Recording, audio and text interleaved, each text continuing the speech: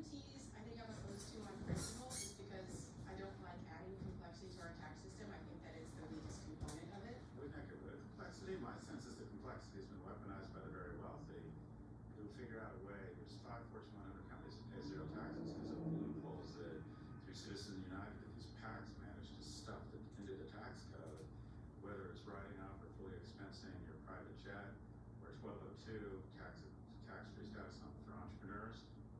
Wouldn't an elegant solution that would decomplexify it be an AMT?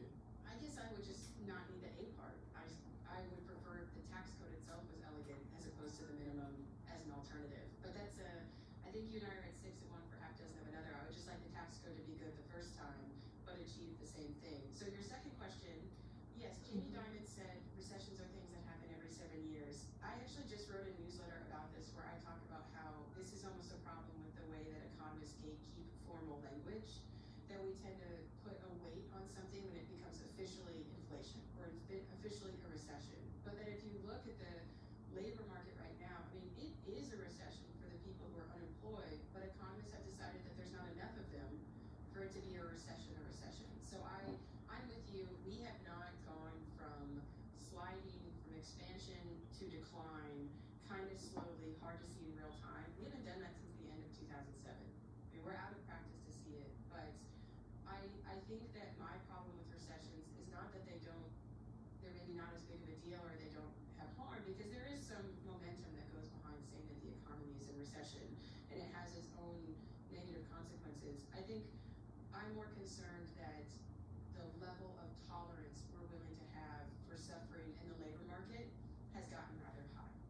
I just want to stick on this point. $750 billion tax gap. These are taxes that are owed, that aren't collected. And what I can tell you is someone who spends a lot of time around tax planning, the incentives are to be as aggressive as possible. Because there's a general feeling amongst the wealthy that they don't have the resources to come for you. And the more complex your tax filing gets, the more resources they need, and the less likely you are to be audited. And unfortunately, what I think AI is going to do is make sure that everybody with a W-2 that makes less than $250,000 is going to be quote unquote going to pay their fair share. But as you go up and up the income ladder, and it gets more and more complex, and you need humans. I mean, I think the biggest tax cut in history for the wealthy was neutering the IRS. And basically, there's no cop on the beat. If there's no cop on the beat, the incentives are to increase crime. Wouldn't the greatest increase in taxes just be to enforce the tax code? Yeah, and I think people would get really upset if they knew just how adherent W-2 workers are to their taxes owed relative. I mean, it's not even that there's a tax gap and it's spread around. It's really, if you have a wage and salary job, you pay taxes, like you are the sucker. But I think to me that gets at the broader point of, there was a tax commission put together in the first Bush administration, maybe second Bush administration, second term of the second Bush administration. God, politics is so incestuous these days. In the second term of the second Bush administration, there was a tax commission put together of design tax reform. And the very first word of their analysis was simple. They thought that the tax code had gotten so complicated that everyone feels like they're being cheated.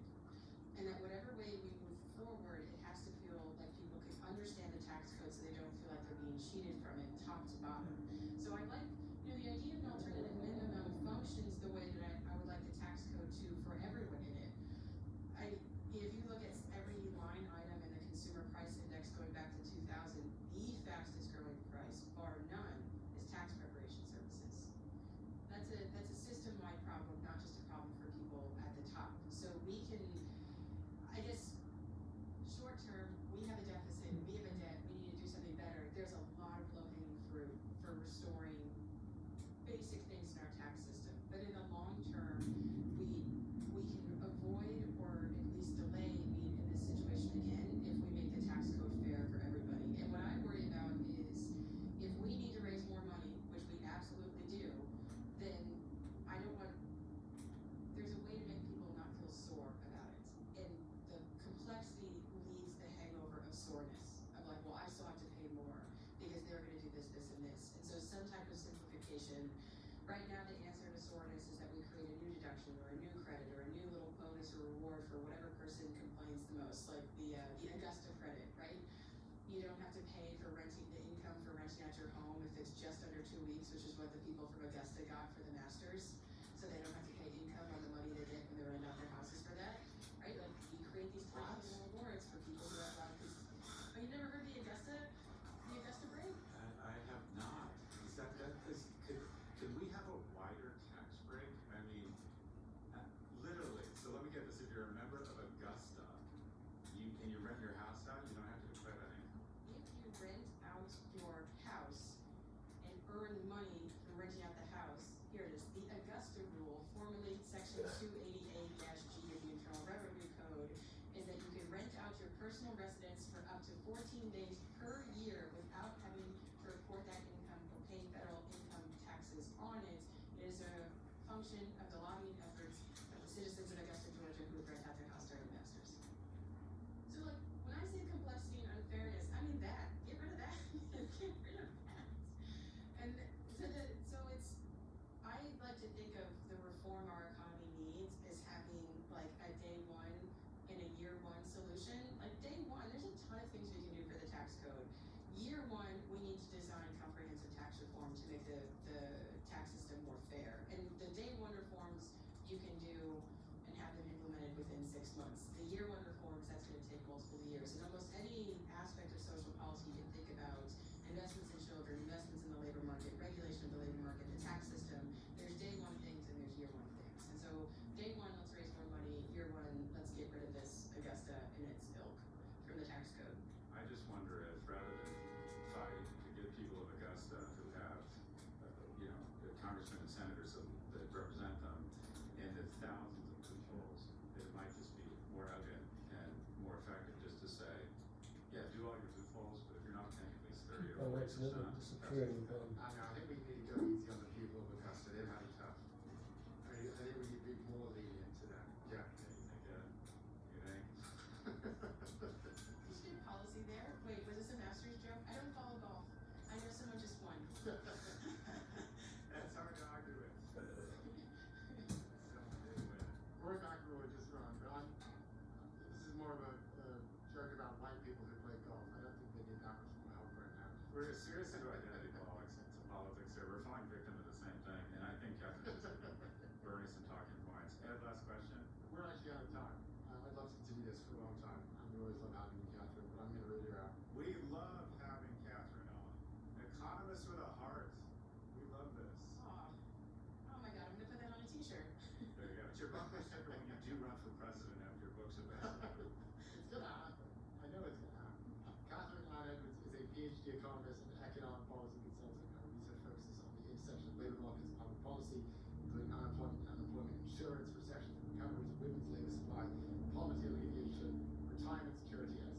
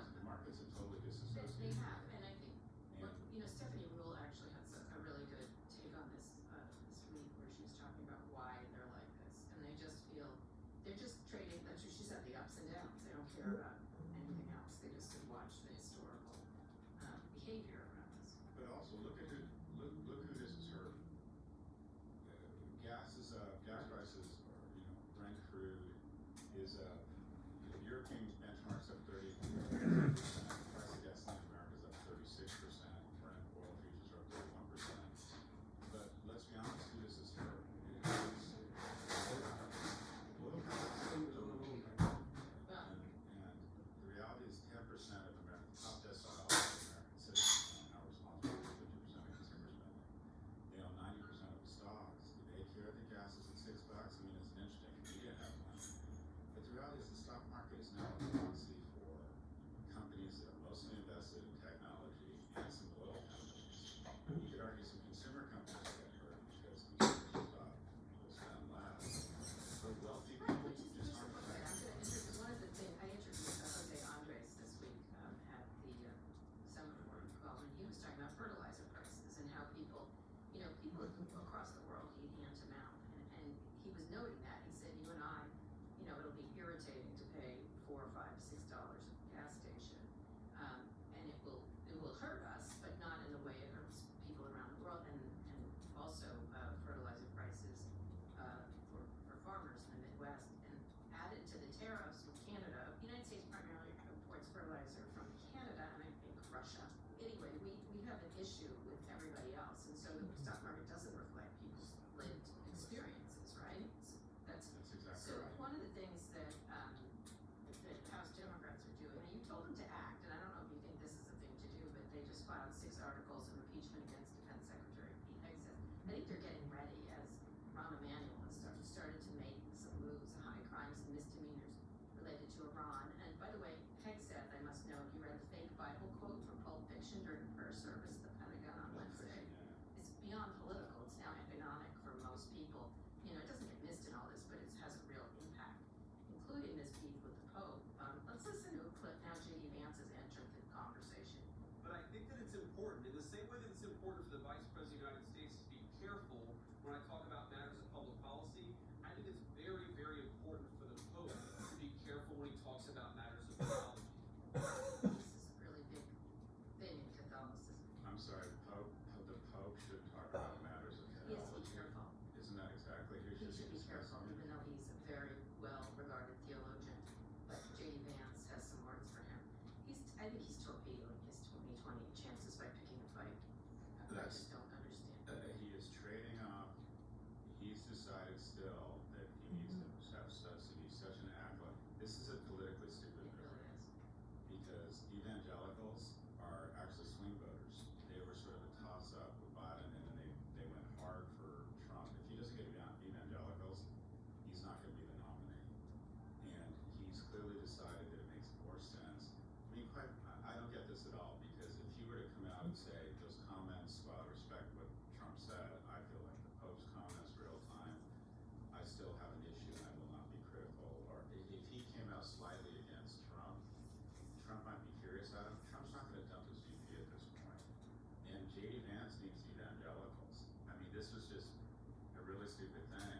And also, just because I think it's important to be as offensive as possible and convince people that I am not, in fact, running for president. You know how a little boy saved priests' No, life.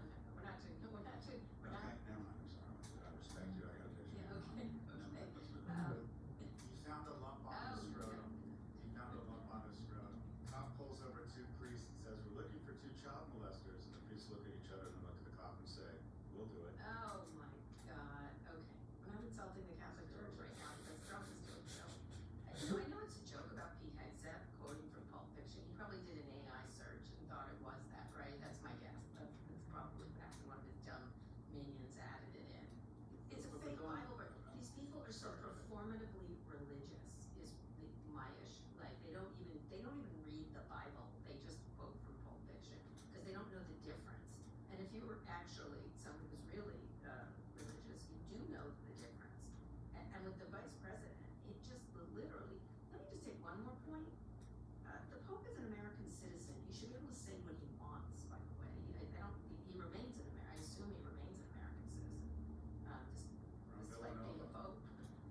But he doesn't lose those First Amendment rights. Very impressive guy. And he's talking about peace. He's talking about tyrants. He's talking about everything Jesus talked about. Very good. Everything.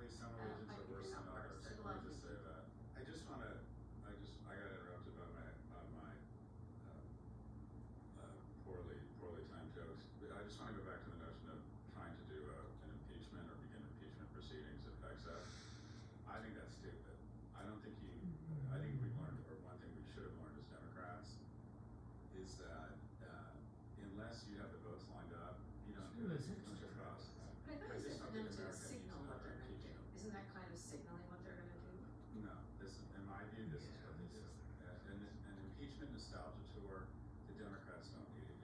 At this point, it wouldn't work.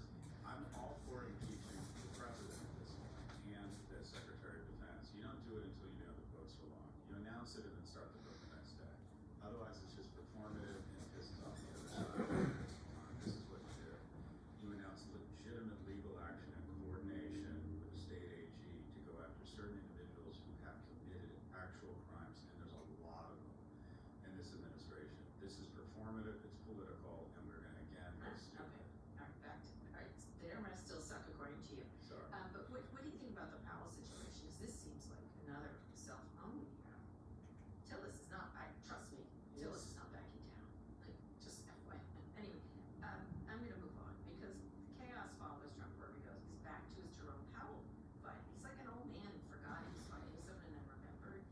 He said if he doesn't step down next month, he's gonna fire him, like even though he has more time on the board, and also says the DOJ probe of Powell and the Fed should continue. Powell's Fed chair term officially ends on May 15th. His term as Fed governor is up in 2028. Usually they leave when they finish their chair, but he doesn't have to, and he plans to stay on as acting chair until his successor Kevin Warsh is confirmed. Powell says that's what the law calls for. Warsh's confirmation hearing is scheduled for next week, but Senator Tom Tillis, who I interviewed, as it said, confirmed again he won't confirm him until the DOJ probe is resolved.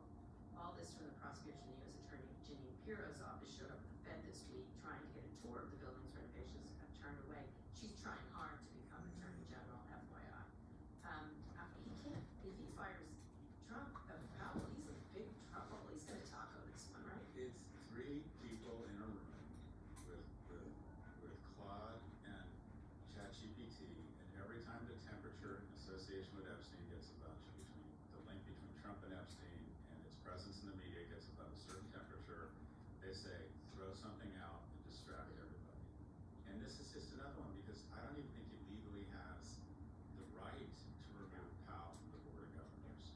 So his term doesn't end until January 2028.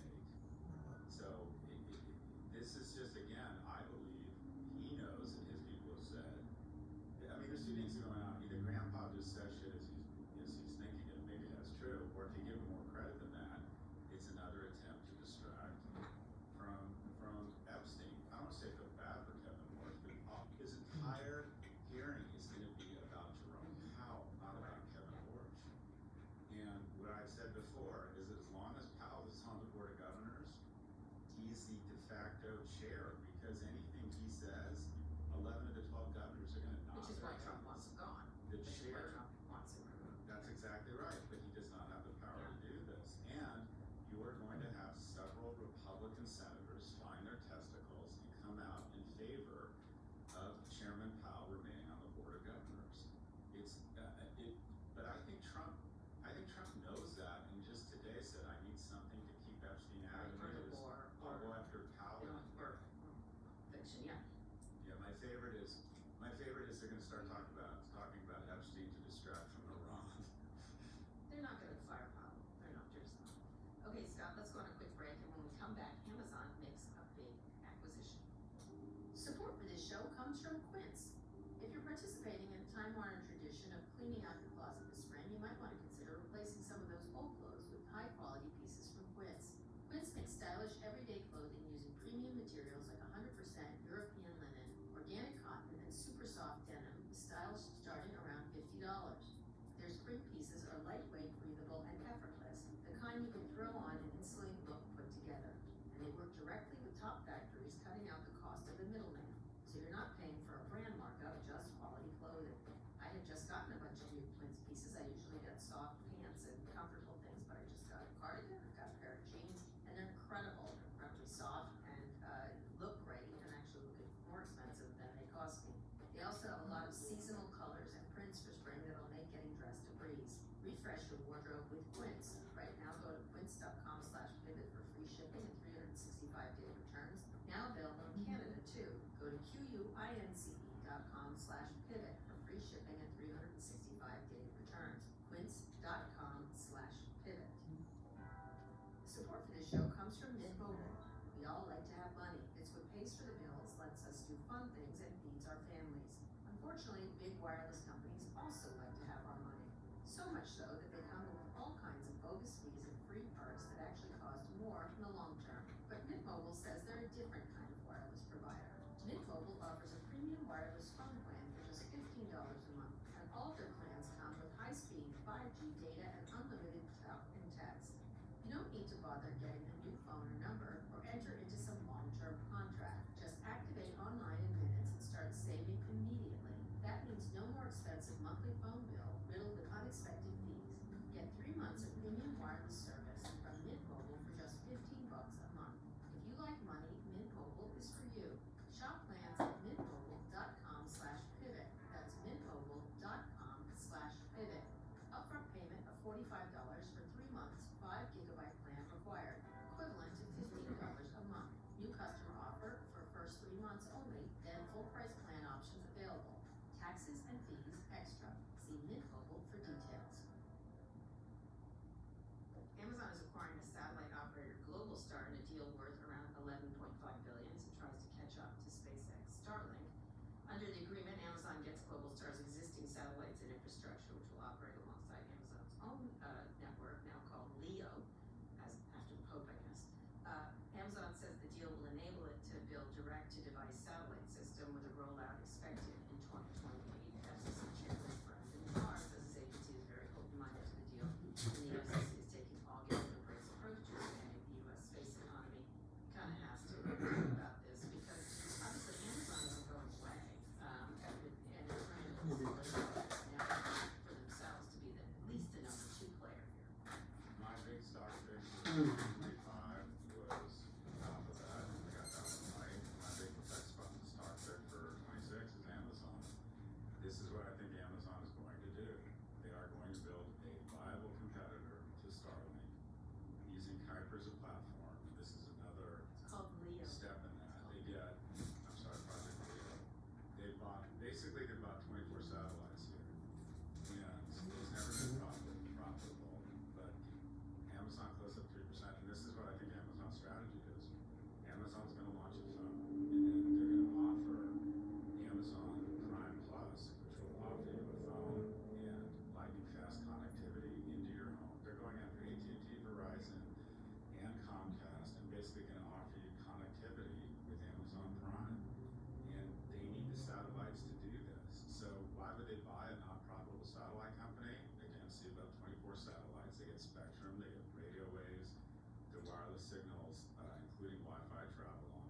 The government owns these, issues specific licenses for them, but spectrum is auctioned up by the FCC and extremely expensive, so they get that. They could do, for B2C, again, Amazon price, they could sell Wi-Fi Prime subscribers. B2B, they could sell private wireless networks to service warehouses, delivery hubs, robots, drones. Robots and drones need this connectivity to communicate wirelessly constantly. It's much easier, it's cost efficient if Amazon has its own network. Yes, This it's is a strong number 2. This is essentially an It's to create extension. a strong number 2, Presumably. presumably. This is essentially what Amazon is. It's the strongest infrastructure company in the world. It's an extension of their investment in the logistics network. And right now, Project Leo has 240 operational satellites and plans to ramp up its network by deploying 3,200 in Earth's low orbit by 2029. Starlink has over 10,000. This is definitely catch up. But Amazon has 115 million homes to offer this Right, the service to relationship with overnight. consumers, right? So you have to go out and buy Starlink, and people do love Looking it. at my shrine map to see if Jose Andres, who has a huge beef with there's Elon a Musk, shrine, the place that I'm looking. USAID, saying he's killing, essentially saying Great he's killing product. people.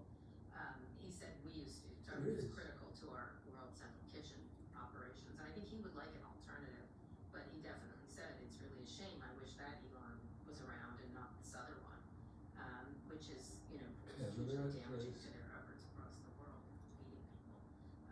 But between that fertilizer and that, like the cuts at USAID, they're facing, a huge uphill battle against hunger across the world. But one of the things that's happening here is this is what's happened with Tesla. This is what happened. There's going to be number 2s. Now, will it have an impact on the SpaceX IPO? I doubt it. I think it's going to be it's going to run, oddly enough, interestingly enough, Google is a big owner of it, of the SpaceX IPO. They're going to make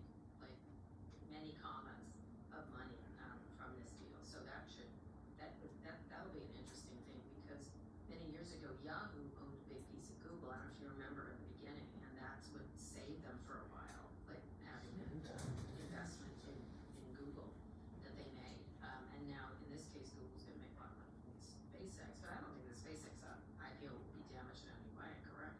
Perspective. No, it's arguably one of the strongest brands in the world right now, and people are excited about it. It'll go out wildly overpriced, I think, over this lifelong.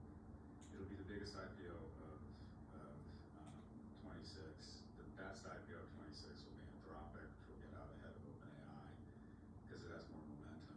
But it's going to be, again, if you look at SpaceX,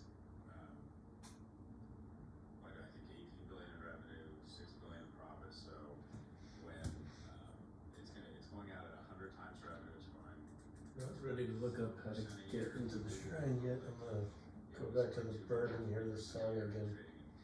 Unless So SpaceX, incredible company, to go back and do most this. overvalued IPO in history. The answer Yes, is yeah, yes. and I think it's great that, It's just that insane. there's valuation. there's more satellite efforts like this. There has to be at least 2 or 3. I mean, there's not gonna be more than that, by the way, because the costs are so huge, but it's good for having run for their money. Speaking of OpenAI and Anthropic, OpenAI is distancing itself from Microsoft and Oh, the goes to orb Amazon, which underground. is interesting.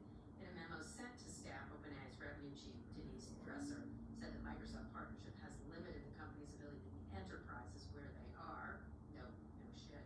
On the other hand, Dresser said the company's Amazon deal has generated, frankly, staggering demand. Dresser also used the memo to go after Anthropic, accusing the rival of building a strategy on, quote, fear, restriction, and the idea that a small group of elites should control AI, which is interesting to say. Obviously, they're trying to hurt Anthropic in the race to an IPO. They're throwing Microsoft under the bus. Speaking of Anthropic news, the company has recently received multiple offers from VCs to invest at valuations as high as $800 billion. And Anthropic has briefed the Trump administration on its new Mythos model, which is not being released to the public, as we talked about last week, due to its alleged cybersecurity capabilities. Interestingly, Bezos' own Washington Post said that efforts by the Pentagon to thwart Anthropic are stupid, which was interesting this week. They're fighting out in court. I suspect the Trump administration is going to start dropping that soon enough. Anthropic has more momentum than any company in the world right now. It's gone. I mean, it's gone at the end of 2025, which wasn't that long ago. Its ARR was $9 billion. It's now $30 billion. It's more than tripled its annual recurring revenue in 4 months. And by the way, OpenAI's is $25 billion. So the little engine that was, kind of an afterthought to OpenAI just 12, 18 months ago is now a bigger business than OpenAI. And this is the first time that Anthropic has led on revenue, and it's growing faster. Okay, And not only that, it's a better business because that growth is almost exclusively enterprise driven, which is a better So business. what is OpenAI doing here by they released the memo, let's not pretend that this is what they were doing. What's the message? This has become Coke versus Pepsi, and I think it feels desperate. They're trying to weaponize the government against them. They're trying to shitpost them. These guys hate each other. It's the Hatfields versus the McCoys, and Anthropic has 1,000 customers paying over $1 million a year. That's up from just 500 in February. The number of customers spending over $1 million a year has So they don't seem to doubled care about the in last. Pentagon thing at all. You would thought they might, but it looks like they don't. The numbers here, I mean, it's more than 80% of Anthropic's revenues come from business clients who, quite frankly, are just more reliable and less margin sensitive to consumers, versus 40% at OpenAI. 70% of every incremental dollar spent on AI coming from the enterprise is going to Anthropic. They raised $30 billion in their Series G at a $380 billion valuation, which is ridiculously low compared to the $850 billion valuation that OpenAI did, guaranteeing a 17% return, which could crush previous investors if they have to go out lower than that. They also said, I mean, both companies are exploring an IPO this year, and Anthropic projects positive free cash flow by 2027. OpenAI is said they're going to break even in 2030. But the bottom line is, Dario Amodei is just showing himself to be a much more competent Right. CEO. Let me ask you a question. than This Sam focus Altman. on consumer, here's what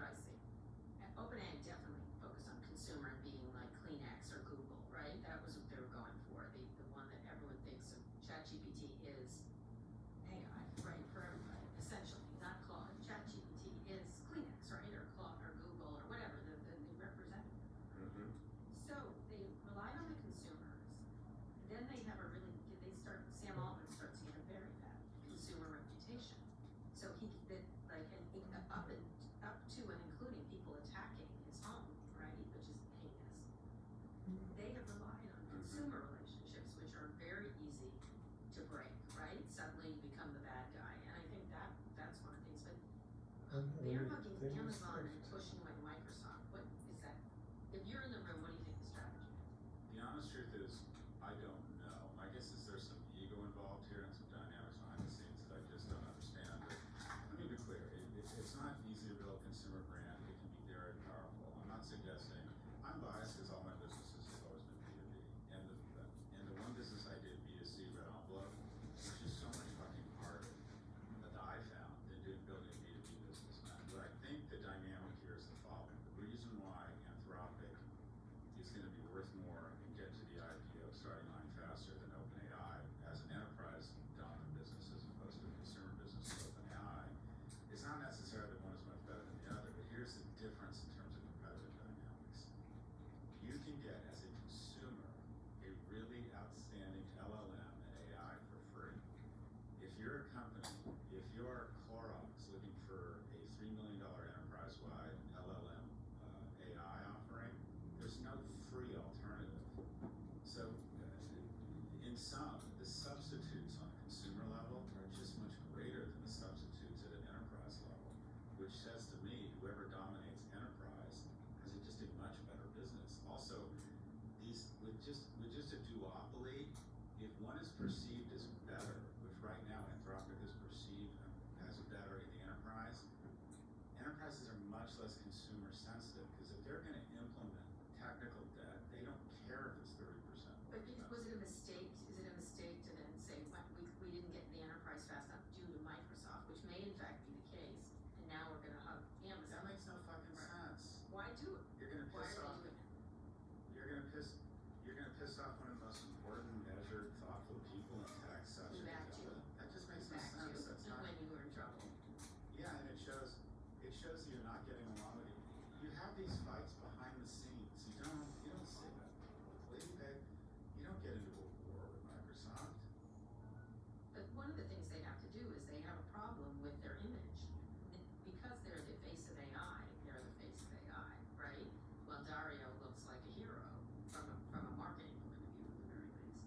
And so that's, I think, the real problem is Sam Altman represents AI, which everybody is hating on, like young people, all the polls, everybody has a problem with it. And when the problem shows, you look at someone like Sam Altman and not Dario.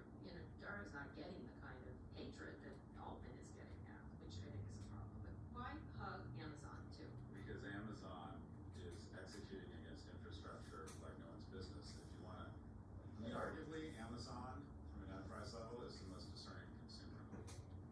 And Amazon is the best infrastructure company. But I think there's some ego here. I think someone got pissed off at someone. But you don't get into a public tiff with Microsoft. By the way, just in terms of stocks, Microsoft is a multiple of free cash flow is cheaper than it's ever been. I think Microsoft's a really good buy right now. But Anthropic has so much momentum right now, and OpenAI does not. You get this. Kalshi is saying the odds of Sam Altman being replaced as CEO are up to 27%. I mean, for the first time, Sam Altman being replaced by the end of the year is a real possibility because OpenAI, public tiffs with Microsoft, who was supposed to be your partner in this, throwing up, totally shitting the bed in the enterprise market, all this negative PR and press. I mean, and there's just no getting around it. Anthropic is worth more than OpenAI right now. And so I think they were smart to be focused. They're going to do away with that ridiculous fucking nonsense from IO. That was the stupidest acquisition. This is the Johnny I. Whatever it was. That's going to be a $6 billion write-off. They're smart to stay focused, but this is a tale of two cities, and one city is skyrocketing, and that's Anthropic, and the other is burning up on re-entry, and that's OpenAI.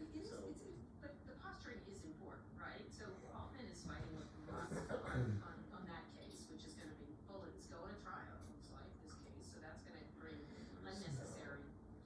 No matter what, Elon fights, with a lot of swords. So it doesn't. He'll land some blows even if he's and make them look bad. He will, even if he doesn't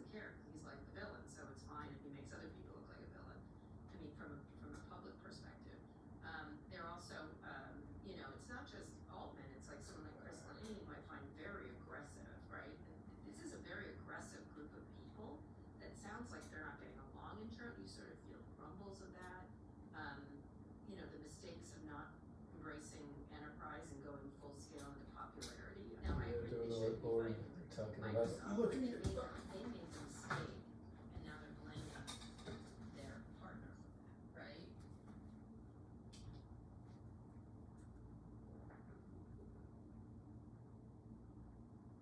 Hero motion.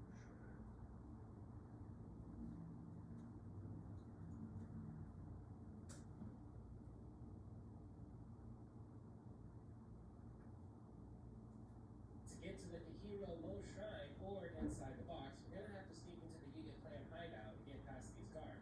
Then we're gonna have to steal their special treasured orb, and then we're gonna have to throw it in the giant pit outside. That's how we're gonna make the shrine reveal itself. Once inside the shrine, head up to the puzzle box and move it around. I have to go into the Yiga place and sneak around again. Freaking The ability to beat enterprises where they are. They're actually, They look they're like they're competing with flailing. Microsoft. They They look like are. they're just flailing. Just kidding. Some of my back. Some of my best friends are Yiga. But what's to be gained? What's to be gained by shitposting Microsoft in public? What do they get? Just to say, we're serious about it. We're gonna really compete this now. We're serious. I don't know. I don't understand this memo whatsoever. But what enterprise is going to hire OpenAI because they've been critical of Microsoft? I absolutely don't get it. These people have egos. Satya Nadella doesn't need sin. I mean, Microsoft could write off its investment in OpenAI. Quite frankly, the market has already done that. The market has taken Microsoft's stock down, I don't know, 20 or 25% in the last 6 months. The trouble in Mudville has already been perceived by the market with respect to Microsoft's playing in traffic with OpenAI, and that their investment in OpenAI may not end up being, the kicker in the afterburner. And then Amazon got in. And a guy like Satya. Go ahead. Amazon got in at better rates, essentially. But go ahead. And a guy like Satya Nadella doesn't scare easily. I absolutely don't understand who approved this public spat. And it says to me that OpenAI does not have a board that would say, oh yeah, that's a good idea, let's get in a war with And I think, There's ego here, someone got pissed off yeah, at so something. going after Anthropic as being fair restriction idea this small, it is just sort of so backward looking. When you start attacking the number two, there's something going on, especially, I think they were trying to get reporters interested in this run rate and, inflation of revenues, which, by the way, no one really cares about with these companies at this point. They want to know who the leader's gonna be. Anyway, they should care, but they don't. It's just a dumb. There's a general crucible rule, fundamental truth in branding and marketing, is that when you're the market leader, or you want to be perceived as the market leader, which I think OpenAI would say, we are the leader, and we want to be perceived as the market leader, you never reference the competition. You don't. You just never. Visa was a client of mine back in my brand strategy days at Profit, and I said, why wouldn't you talk about this versus MasterCard? Because we're the market leader, we never reference the competition. When you reference the competition, you're immediately saying they're a competitor. And when you're the market leader, what you want to say is, Coke never referenced Pepsi. Coke never did a taste test. So like we don't even, as far as we're concerned, Pepsi doesn't exist. Have We're you done that? talking Coca-Cola. I used to do when they were talking about competitors. I'm like, who? Just things like that. I'm sorry, I didn't see it. Like I would. Stop her. Yeah, I know. The best. I don't do that. And was it Well, Scott? I don't John know. Jarvis. Who's that? What? I think someone said he has a picture. Podcast. The personal learning here is the following, or what I finally come to peace with. When people shitpost you or criticize you online, the best revenge, hands down, indifference. Just You've gotten indifference. good on that. Don't Remember, you used to mention get it. mad at certain people attacking you all the time. I wasn't used to it. I used to be this cute professor that everyone said nice Yeah, things yeah. about, and then when I got big because of you, people started actually looking at my shit and saying, this makes no sense. And I would get upset. Yeah. Anyway, Yeah. I'm fine now. I agree. And then I just got Yeah, that's edibles. good. Anyway, you've gotten much better about it, I have to say. And getting off of Twitter, which you did first, that one too. I'm sorry for making that mistake last week. Anyway, another interesting story. We're gonna go on a quick break. When we come back, we'll talk about potential United American Airlines merger. Seems unlikely, but here we go. Support for this show comes from Built. The roof over your head is one of your biggest, if not the biggest monthly expense. Whether it's rent or mortgage, it's just one of those things we So why not earn something back while you do it? That's exactly how Built made a name for themselves. They started out by rewarding members on their rent. Now, as of 2026, Built members can also earn points on mortgage payments too, wherever they live. Every housing payment earns you points you can use toward trips with top local partners like United and Hyatt. Plus, you can use them towards Lyft rides, Amazon.com purchases, and so much more. Built members can also get access to a neighborhood concierge. They can make restaurant reservations, book fitness classes, and find new local spots, all while you're being rewarded at more than 40,000 merchant partners. It's like having a personal assistant baked into where you live. It's simple. Being a renter and now owning a home, you feel a whole lot better with Built. Join membership for where you live at joinbuilt.com/pivot. That's JOINBILT.com/pivot. Make sure to use our URL so they know we sent you. Support for this show comes from Harvey AI. The future of law is agentic, not just tools that assist, but AI agents that navigate complex matters. Harvey was built on legal agents that analyze, draft, and execute with precision. But great lawyers don't just complete tasks, they strategize. That's why Harvey created agents that can do the work from end to end. They build a plan, pull from secure data sources, run sub-agents in parallel, and draft the work product ready for your review. So you can delegate the work and own the judgment. Harvey agents support work across fund formation, litigation, regulatory compliance, M&A, and more, adapting to the complexity of each matter and the way your team actually works. Trusted by more than 60% of the AM Law 100 and leading Fortune 500 legal teams, Harvey is the AI operating system designed specifically for legal work, helping teams move faster with greater precision and confidence. Harvey, AI tailored for law. Learn more at harvey.ai. Scott, we're back with more headlines. The CEO of United Airlines reportedly pitched a merger with American Airlines directly to Donald Trump. Of course, the two companies combined would account for about 40% of the U.S. domestic flying capacity. Industry experts and lawmakers are already pushing back, flagging major antitrust concerns. I mean, even I know that. As one analyst puts it, the Justice Department doesn't object to that. What would they object to? Trump is staying quiet for now, with Press Secretary Karen Levin saying he has no opinion on a potential merger. I mean, I don't mind this guy trying it, but why not? It's the last days of Nero's empire here, so why not? But this seems like something that would be dead on arrival. I don't see it.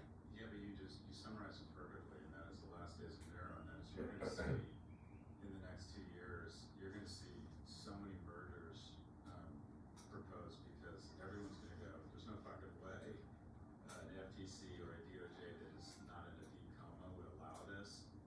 So if we're what are the two most dominant players, you're just gonna see mergers like crazy because they're gonna go, this is our last chance because this absolutely makes no sense from a concentration monopoly standpoint.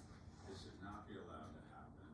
It would create the largest airline on earth, 30 to 40% of U.S. domestic capacity. And I don't know if anyone's noticed, airline tickets. Skyrocketing. I just bought some. I was looking at a one-way from Miami to London business class of 11 I know, it's grand. crazy. They're great. Kirby's argument to the administration, a combined airline would be a stronger competitor internationally. Okay, yeah. He noted 2/3 of long-haul seats from U.S. and foreign carriers, but 60% of passengers are American, framing it as a trade deficit issue. And also American, I love airlines, I love aviation. Delta does the best job domestically. JetBlue's Mint is the best product, but America has the worst product. They're the weakest of the big three. 111 million in net income last year on 54 billion in sales, basically break even. It carries 25 billion in long-term debt, more than its rivals. On the other hand, United, which is a better run company, did 3.4 billion on 59 billion. And American Airlines stock up nearly 10% on the news. What does that say? But the antitrust. That it could happen? Yeah, This can't happen. well, This people. don't make. Well, the market thinks it might because, again, see about the guy, it's just fucking ridiculous that CEOs go kiss the ass of the president to try and get a merger through. He should have nothing to do with this, but the antitrust problems here are striking. There are 289 routes where the two carriers overlap, and combining them would leave only one or two airlines serving that route. See above, increase in They will fuck prices. consumers so Purchase hard. hubs which overlap. It's going Some of the routes that to overlap are Chicago, Los Angeles, New York, York, Newark, Phoenix, Charlotte could require divesting entire hub operations in some cities. And That the could be DOJ too cool. previously blocked the JetBlue Spirit deal, which was a fraction of this size. So this is exactly the kind of deal that shouldn't even be considered if there was a DOJ or an FTC that was independent and looked at consumer prices. And these consumer mergers and the lack of regulation does two things. It transfers capital from labor and from consumers Oh, to shareholders, it's just a one full thing. stop. And it's been a one-way flow of capital and power for the last 30 years. And the DOJ and FTC have almost no reviews anymore. They I mean, it's like, if you wanna save money, get rid of the DOJ and FTC. What the fuck are they doing now? You know, it's interesting because on Monday, you're seeing a significant pushback to Paramount now. A lot of Hollywood is now, like, got the picture out. Like really organizing, all the Cinecom, all these places, there's all this pushback, and again, Dave Ellison wouldn't show up for hearing. So just for personal reasons, but there's just a lot of pushback there, and you sort of see it beginning to coalesce these ideas. No, I don't think so, which is interesting. It's like, I feel like people are quite in the mood to stop these things now, and that's gonna be, they're gonna overreach on the other side probably. But it feels like this is like, I can't believe this guy did this. Like, I just like, okay. By the way, I feel bad saying, I need to correct the record, the DOJ and the FTC can sort of prove that they did decide that my pitch was Yes. monopoly, which was the right decision. So, we'll see where it's going. There's a lot of pushback on all these things, but you're right, they're gonna keep trying to do so, as things come forward, and then we'll get to a normal level again. One thing that's, I think about 5 million people who sign up for Trump accounts, 1.2 million eligible for $1,000 treasury seed deposits. The accounts are created for speaking facilities such as knowledge to manage the accounts and properties to build app. Looking at Robinhood, and they're getting people to risky trades involved in this, obviously. Another suck up to Trump in some fashion, but, I have several friends who are just doing it. It's like $1,003, like, why not? Like, why not? It seems like, let's take the money and use it to save for college or whatever you wanna save for kids. Any thoughts on this? I love this concept. I remember meeting with a guy named Alex von Furstenberg a couple of years ago, and he was pitching me on the idea of baby bonds. He was very passionate about it. He's been very involved in it. I love the concept of, at the very outset, giving, every infant born, giving us some money and letting it compound, the most powerful force in the universe. I would have gone much deeper than this. For $40 billion a year, you could give $7,000 to every baby, and then I would totally infantilize them and not let them touch it until they're 65. You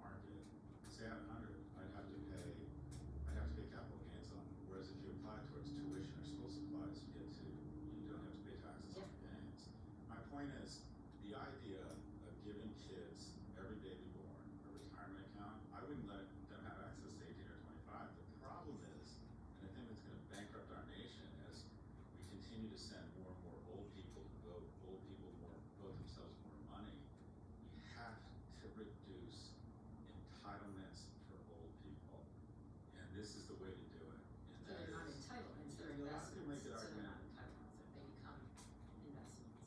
I mean, I think the danger, obviously, is we remove it completely, is people are, you know, subject to whatever the vicissitudes of the market. And always been the worry, right? That's why it's called social security. There has never been, okay, but there has never, you could buy any 5 stocks since the beginning of the markets. I know. You could buy any 5 stocks in the S&P, you could hold on to them for 10 years, you've never lost money. Because of demographics and innovation, the long-term trajectory of the market. Now, there's been decades where it's gone flat, but over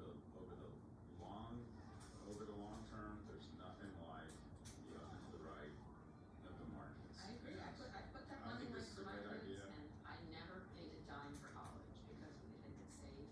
But this is Put a away. fraud. And it was all tax-free, it paid for their dorms, it paid for their food, and Alex eats a lot. And it was great, and I was like, Bill Clinton. Yeah, Michigan is losing money on Alex. the very end of Louis' college thing, Alex went to a less expensive college, it was just a little bit of money, but it was zero, it was the best money I ever invested, I have to say.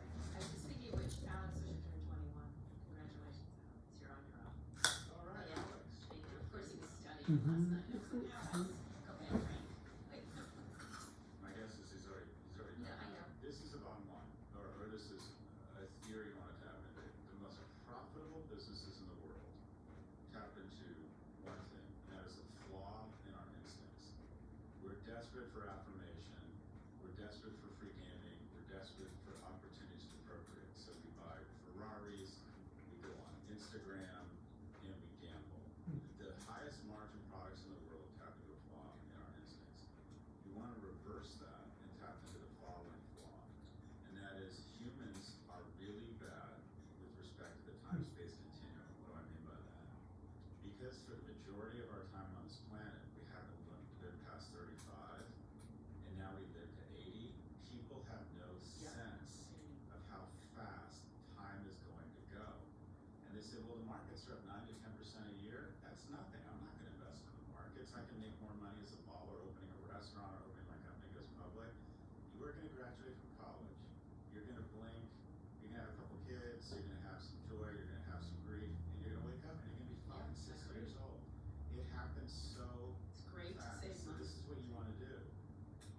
You want to, at a very young age, figure out a way where you don't even get the cash in your hands. Matching programs at work, 529s, baby bonds, automatic withdrawals, and just a little bit of money from an early age, and then blink, you're 65, and you look at that account, and you have a shit ton of money. This is a flaw. This is your revenge on this is a way you put scaffolding on the instincts that are flawed. Start investing young. Scott, one more quick break, we'll be back for predictions. Support for this show comes from MongoDB. If you're tired of database limitations and architectures that break when you scale, it's time to think outside the rows and columns, because let's be honest, you didn't get to tech to babysit a broken database. You got into it to actually build something. MongoDB lets you do that. It's flexible, developer first, asset compliant, enterprise ready, and built for the AI era. Say goodbye to bottlenecks and legacy code. Start innovating with MongoDB. The reason it's trusted by so many of the Fortune 500, and that's because it's a platform built by developers for developers. They swear by it, literally. They call it a great fucking database. Start building at mongodb.com/build.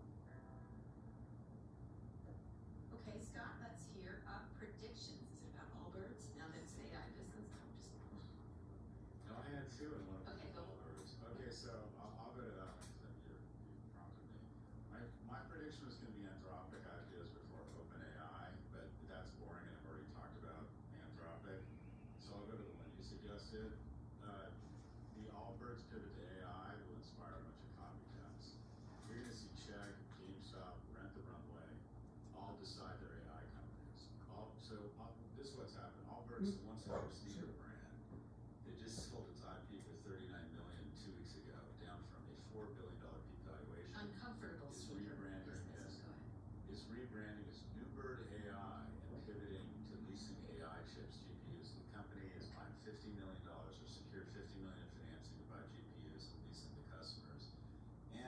shares spiked nearly 900% at intraday highs on the announcement.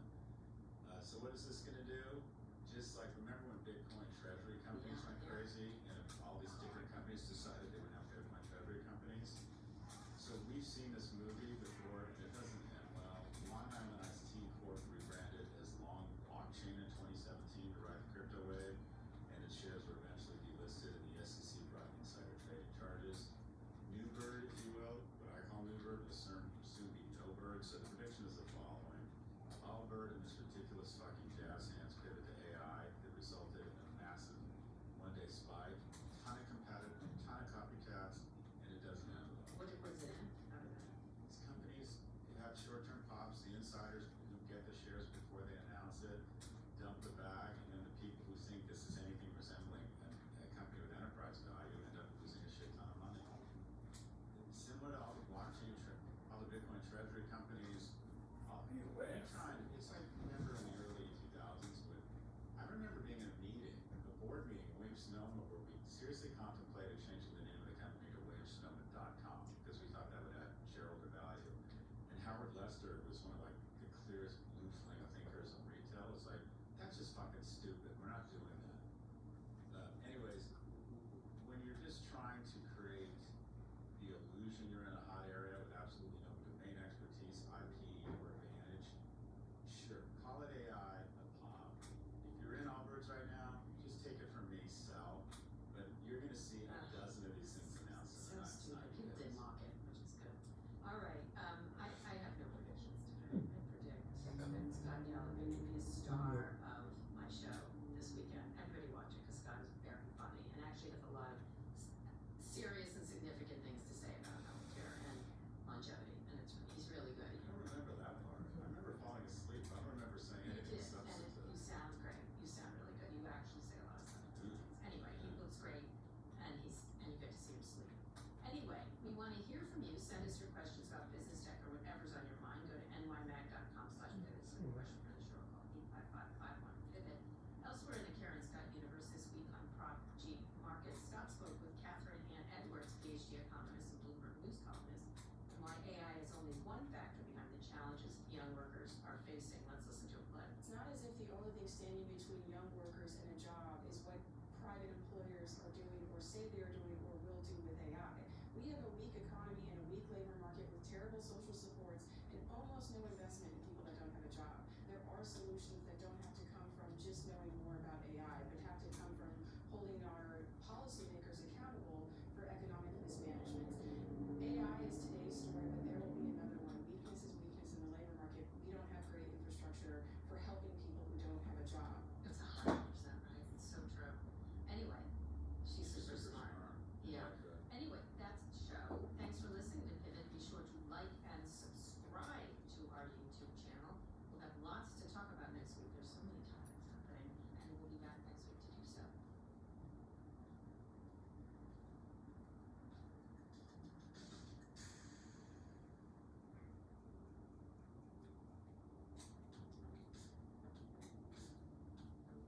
Welcome to Reach the Matters. I'm Jessica Charlotte. And I'm Aaron Parnas. Happy belated birthday. Thank you. So excited. Did you take a break from doing the breaking news? No, I actually, like, the one thing I wanted for my birthday with a newborn now is to have like a normal day that's like not newborn heavy. So I actually worked, went to the gym, and I felt like a human again. It was really nice. Oh, that is nice. You were like, I'm not gonna be with my baby. I'm just gonna be with my phone. Correct. I'm gonna be with myself, and I needed that, but it's good. Good. I'm glad you found yourself again. Thank you. Welcome to 27. It was so long ago. I can't remember what it was like, but I'm sure that I had a good time. I'm aging. It's very scary, but here we Get are. out of here. All right. Let's talk about the war in Iran. The Strait of Hormuz is back open to commercial traffic as of this morning. That's according to both President Trump and Iran. And it's expected to stay open through the 10-day ceasefire now in place between Israel and Lebanon. Trump even thanked Iran for reopening the strait, but at the same time made it clear that the U.S. isn't backing off pressure. The blockade on Iranian ports is still in effect until there's a broader deal. Notably, Trump also referred to it as the Strait of Iran. Loves uranium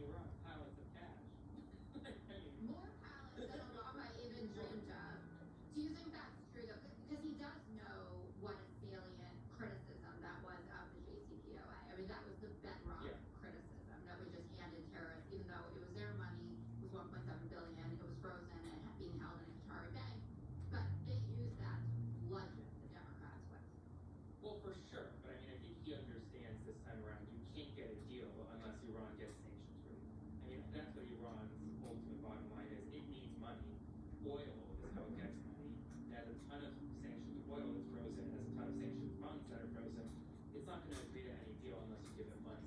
And so he's going to give Iran pallets of cash. Now, I will say, the Strait of Hormuz isn't open. I mean, Iran claims it's open, right? But they have their own conditions. It's open to only commercial vessels that it deems are commercial. And that they escort them, right? Correct. The IRGC is personally escorting them, and they're paying tolls. Okay, that was my question, because that has been missing from all of the reporting, and that Yeah. was the linchpin of all of this, that they were managing to make either, 2 million per vessel and split that with the Omanis, Yeah. or the money going into a crypto account on a per barrel basis. So we Yeah. have no clarity on how much the toll actually is, just that there is a toll. Yeah, Iran is saying that there's no toll, so it's not really open. And then you can't claim it's open on Trump's end and then start a blockade on Iranian ships. That's not open. That's open, but right? Like that's a contingent opening. So I don't think it's open. I will say this though: Trump is giving Iran everything it wants in a way. Calling this the Strait of Iran, that gives Iran perfect control of the Strait of Hormuz. Iran didn't have control before the war began. Now it will, at least based on what these talks are. I don't know. Trump to me is just like ranting on Truth Social, doing like mission accomplished every 2 minutes of like, oh my god, look at this great thing, look at this great thing. But at the end of the day, like, no one knows what the hell he's talking about. I don't know.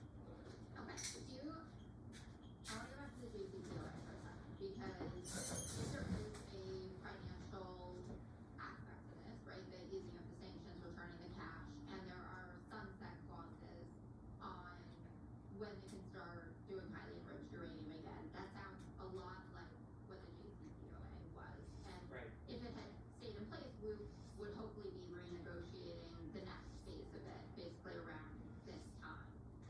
Do you think that it is just going to be JCPOA 2026 version, or do you think that there is a chance that it's going to be markedly different?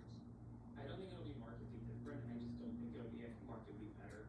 So I do think it'll be JCPOA kind of 2.0, and then he'll just say this is his nuclear deal, and that was better than Obama's for whatever reason he's going to say it is.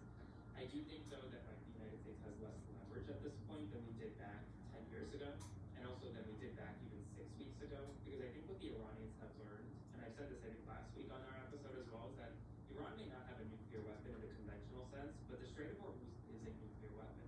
And if Iran shuts it down, which it did, it completely not only tanks the global economy, but also tanks Trump's standing among the American population. And so Trump knows that very well. And right now, in my opinion, Iran has more leverage than the United States does when it comes to this negotiation. Because I don't think Iran, at the end of the day, really cares how many installations the United States bombs, as long as it's putting a lot of pressure and pain on the American people in terms of gas prices, fuel prices, and more. Right? So. Well, there's also the element that one of the things that has happened since Trump 1.0 is that Iran has become increasingly isolated in their own region. So, Right. You would never think of a scenario in which pre-Trump Iran would be hitting Saudi, right? Or going after desalination plants or oil fields or whatever they want to do. But because the Gulf countries are aligned with us now and not with them, you kind of have a madman in the center of the action Yeah. with control of the Strait of Iran to boot, which makes them a lot more of a loose cannon than I think they would have been necessarily in the past. There's also the Chinese element. The administration is saying, we talked to China, they're not helping at all. But there's been reporting, first the FT has been confirmed by several other outlets now, including Jennifer Griffin from Fox, that the Iranians have been using Chinese satellites to spy on us. And I'm not sure if that is included in the China isn't helping them anymore, because I think that was vis-a-vis actually delivering weapons that they could use versus their technology. And obviously that's a very big deal if it is continuing. Oh, for sure. And I think what we're seeing is that the United States is now somewhat isolating itself on the world stage at the same time. What do you make though, and I saw there's a joint statement from the UK, from Germany, France, and Italy that they are going to send a naval mission to the Strait of Hormuz, so they're using the old name, to protect freedom of navigation. And it does feel like they were waiting until this moment. Trump's out there saying like, NATO, 20 minutes too late, you're just a paper tiger. But it feels like they are inching towards participation. Yeah, I mean, so I think Europe is realizing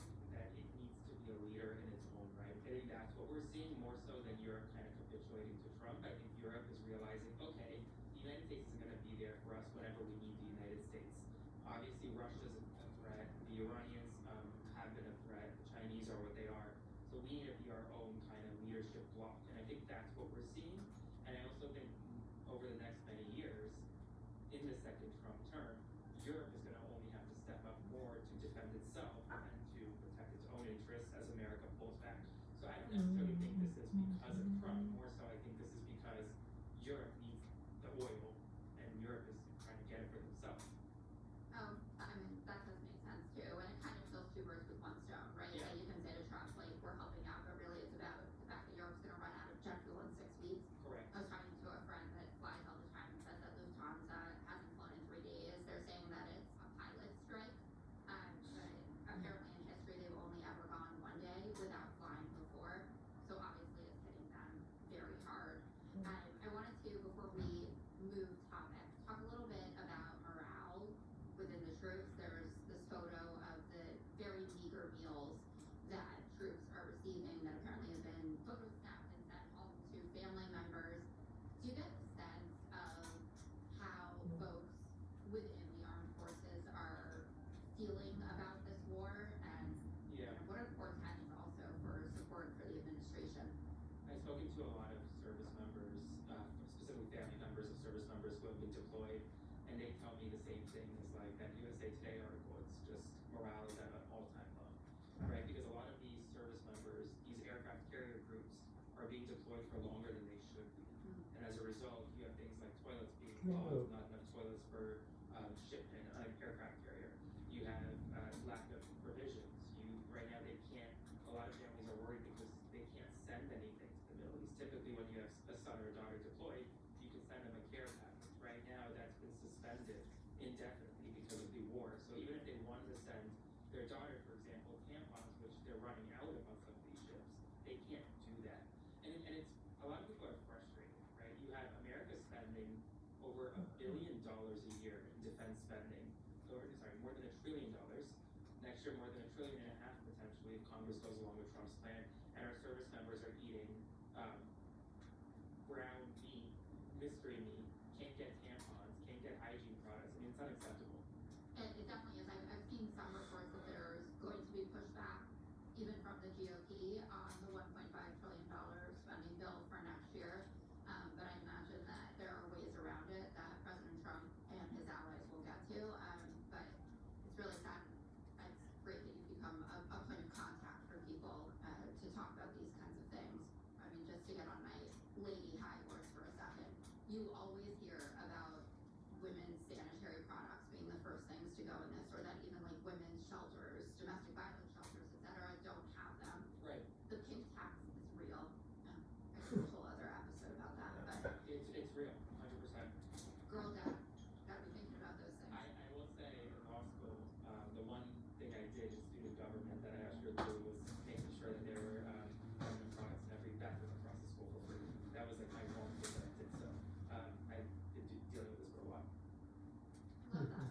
That's an important one thing to do. I want to talk a little bit about what's going on at home. You know, we have this war going on, and then they're still trying to sell the big beautiful bill and the economic policies. It was tax day this week. Average American got a $375 refund. You will be paying $740 more at the pump, which doesn't seem like a great trade-off. We had DoorDash grandma, and at an event in Las Vegas, Trump waved off rising gas prices as fake inflation, despite fuel costs spiking and travel getting more expensive. The message is basically, don't believe what you're paying. I would say, not to call out my own kind, but we tried that and it really failed. So I don't know why they're repeating our mistakes. All of this comes as younger voters grow more uneasy about the economy, as Trump heads to Arizona today to rally support at a Turning Point USA event with Republicans. They are worried about the chaos drowning out their message. Here's Trump this week, not quite understanding what a corner store is. Millions of American small businesses, including restaurants, dry cleaners, corner stores. What is a corner store? I've never heard that term. I know what a corner store is, but I've never heard it described. A corner store. Who the hell wrote that, please? And more. He knows what it is, but he doesn't know what the hell that it is and who wrote that. It's also the most obvious thing, right? It's the store on the corner. Well, I mean, you wouldn't expect someone who grew up in New York and was like this like made man in New York City walking the streets of New York, he wouldn't know what a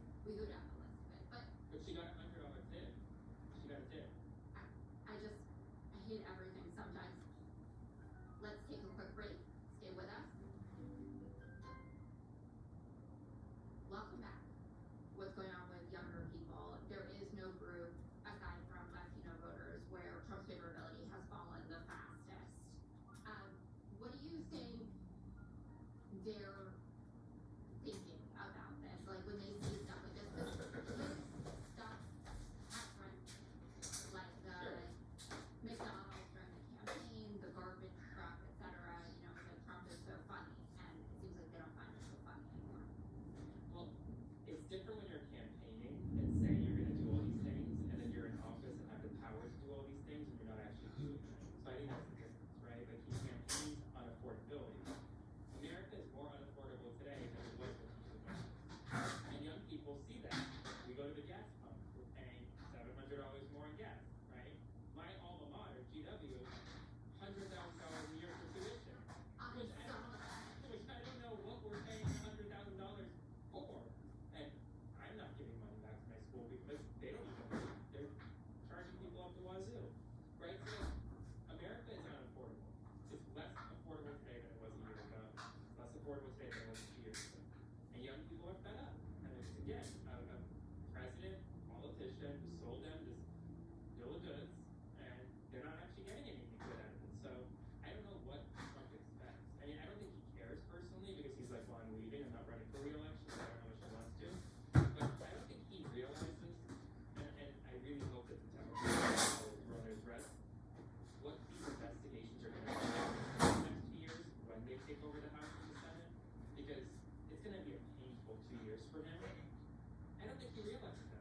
I don't know, Anthony Scaramucci came on and he was saying something similar, that Trump doesn't really care what happens after him, because at least he can then also say, like, you couldn't do it without me, basically. But living through the last 2 years of this administration, if Democrats, we should reclaim the House, but potentially, taking the Senate back is going to be a very ugly process.